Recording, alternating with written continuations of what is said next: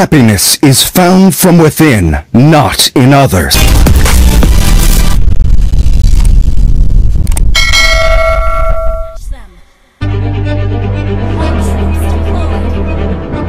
Mabuti man ang hangad ni Balmon na mapalaya ang angkan nila mula sa pagiging alipin. Pero sa kasamaang palad, nakagawa siya ng bagay na mas lalong ikakabihag nila. Kaya ating alamin ang naging buhay niya sa lugar ng Land of Blood. Pero bago ang lahat mga kamarks, kung bago ka pa lang sa channel ko, huwag kalimutang i-click ang subscribe button at i-hit ang notification bell para maging updated ka sa bagong upload natin. We must reclaim our honor.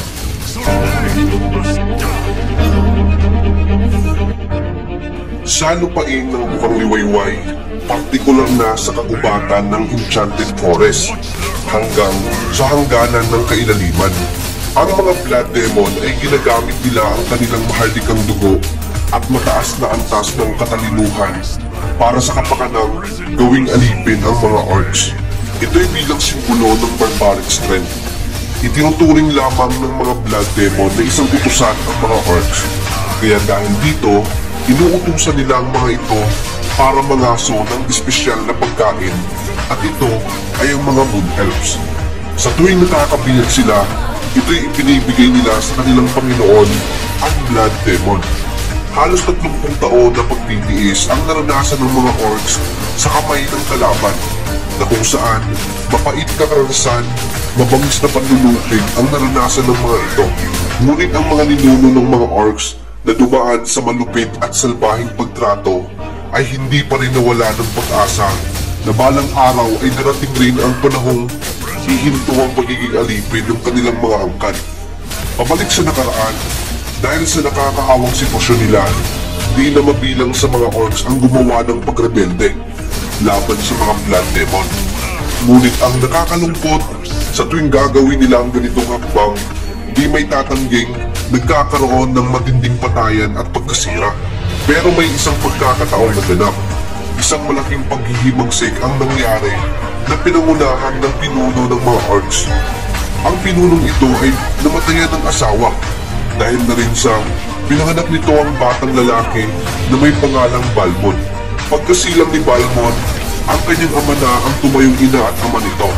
Pinalaki siya kasama ang angkan nila. Habang lumalaki si Balmon sa di pang karaniwang sitwasyon, ito ang nagdala sa kanya na maging isang marahas at tuksong. Mahilig din itong makipagdigma. Sa katunayan, di na mabilang sa mga kamay ang nakamit niya na tagumpay laban sa mga Moon Elves at mga tao. Dahil dito, marami sa angkan nila ang malaki ang pananaw na balang araw siya na ang magtataguyod sa nasimula ng kanyang ama na pamuluan ang mga orcs at magdala sa tagumpay. Sa tuwing nagkakaroon ng digmaan si Balmon, nagbibigay ito ng panibagong karanasan at kaalaman. Lumalaking naging bihasa nito. Di nagtagal, nakamit nito ang pagiging malakas na mandirigma sa buong angkan ng mga orcs. Sa mga lumipas pa na taon, habang tumatagal, unti-unti na rin tumatanda ang kanyang ama. Pero bago pa man ito pumanaw, may inamin ito kay Balmon tungkol sa masayang nangyari sa kanyang ina. Nung nalaman ito ni Balmon, mas lalo pa siyang naging determinado sa sarili para lamang sa layuning makamit nila ang kalayaan sa kamay ng mga Blood Demon. Isang gabi, tinipon niya ang kanyang mga nasasakupan para sa planong mag-uusal ng malaking pag-atake sa kampo ng Blood Demon. At isa lamang ang target nila, ang mapatay ang leader ng mga Blood Demon na si Alice. Dahil sa hakbang na to, tuluyan na ngang sinira ng mga orcs ang napagkasunduan sa pagitan ng dalawang panig. Subalit, nagulat siya nung nagsimula na ngang lusugin nila ang kampo ng kalaban. Nakita ng mga mata niya kung paano pinagpapaslang ang mga kasamahan nito. Napagtanto ni Balmon sa oras na yon na parang pinalusog lang niya ang mga tauhan para lamang mamatay sa kamay ng Blood Demon. Di na niya alam ang gagawin na para bang balisa sa gitna ng kaganapan. Nung mga sandaling yon, dala ng pagkadesperado sa sarili, bigla na lang niyang naisipang kagati ng isang blood demon at sinipsip ang dugo nito. Nagbabaka sakaling makakuha siya ng lakas galing dito. Lahat ng mga dalawing orcs ay sinunod ang ginawa ni Balmon at nakuha ang lakas na meron sa dugo. Matapos niyang sipsipin, biglang naging kampante si Balmon sa mga oras na yon at kinuha ang armas nito, ang Bloody Axe. Sa pagkakataong yun, isa-isa niyang pinagtataga ang mga kalaban hanggang sa matirahan na lang ito ng konti.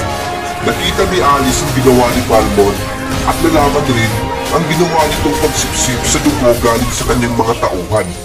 Nasabi ni Alice sa sarili na hindi na ito isang ordinaryong orcs, kundi isa na itong hybrid na nilalang. Sa bibig ni Balmon, tumaas ang pagnising nito at nagawang itaas ang palakol bilang palatandaan sa paghahanda mula sa gagawing pangalawang paglusog. Pero sa pagkakataong yon, bigla na lang nagpakita si Alice sa harapan ng walang katakot-takot at ang kapangyarihang mula sa palakol ay bigla na lang pinahinto ng misteryosong kapangyarihan. Doon lamang napagtanto ni Balmon na ang ginawa niya ay isang pagkakamali. Ang pag-inom nito sa dugo na galing sa kalaban ay nangangahulugan lamang na siya ay napasa ilalim sa kapangyarihan ni Alice. Kaya ang hangat nitong mapalaya ang angkan mula sa kamay ng kalaban ay naging walang saysay muli. Kahit sa araw na to, ang pangyayaring yun ang nagbibigay lamang ng bigat sa puso ni Balmon. Hindi niya hangat na maging isang katakot-takot, pero isa lamang ang pangarap niya, ang madala ang mga angkan sa kalayaan mula sa kamay ng pagiging alipin at makatakas rin sa pagpupuntrola ni Alice.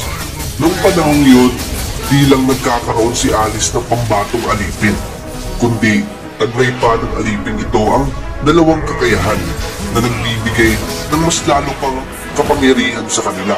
Sa tuwing ipapatawag siya ng mga blood demon, pinipilit niyang igalang ang kontrata na nagbubuklod sa kanya. Di nagagawang magawa ni Balmon ang mga bagay na kagustuhan nito. Bagkus, nag-aantay lang naman siya kung kailan siya ipapatawag ng supremo ng mga blood demon.